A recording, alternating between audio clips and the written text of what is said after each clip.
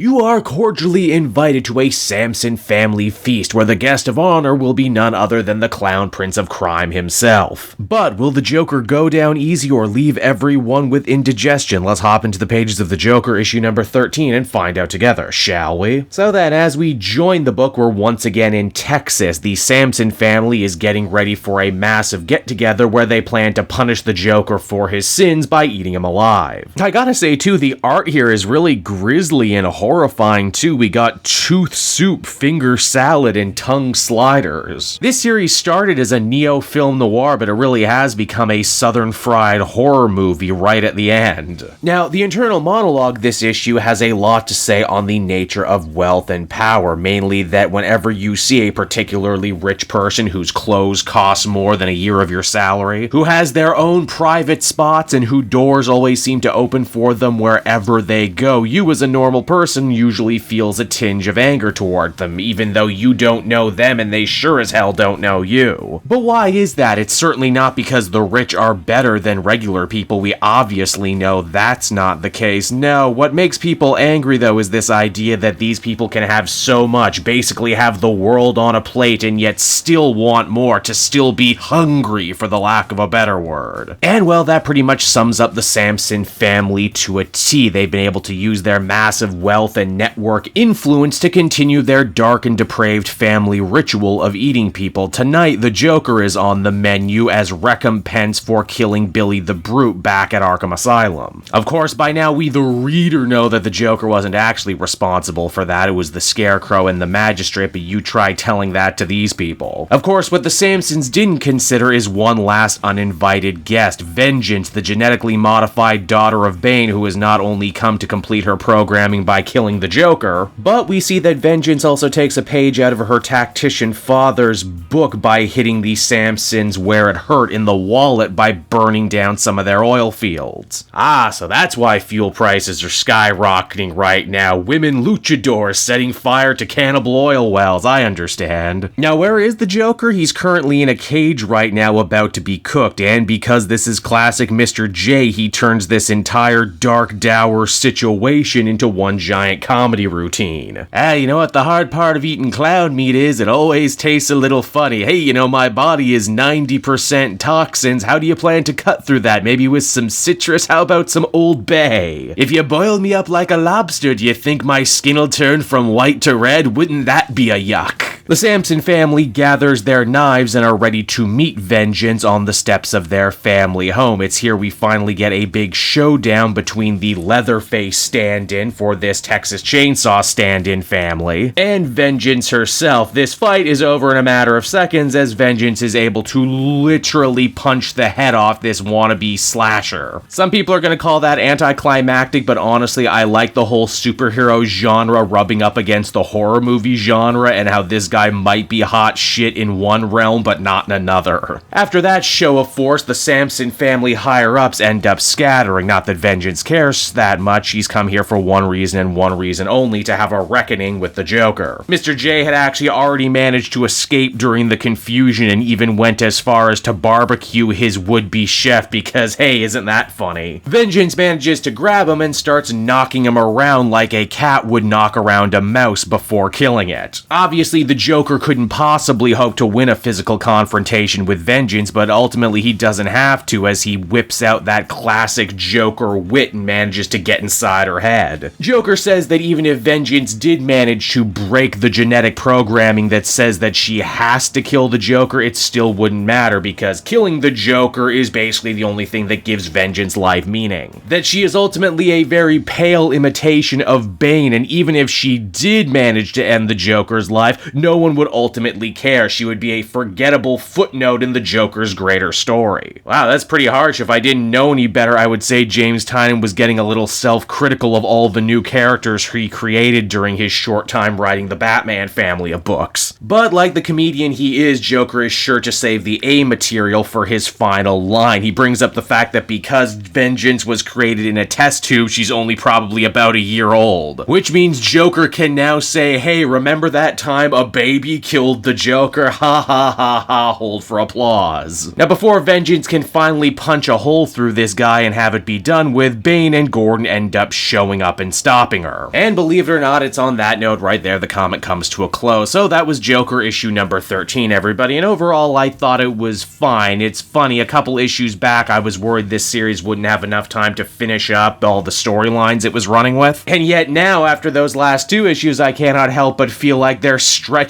out the inevitable. Don't get me wrong, I love that Vengeance had a whole issue devoted to herself, and yet that feeling of positivity is kind of undercut by the fact that the Joker verbally eviscerates her in what should have been her crowning moment of awesome. The action, if nothing else, was cool. The Samsons are creepy villains, even if they are totally just Texas Chainsaw pastiches, and Tynan shows that he still can get some totally killer Joker lines in. Ultimately, I think I'd feel comfortable giving this one a 7 out of 10, and I just hope issue 14 is a little bit more substantial as we enter the real true blue endgame.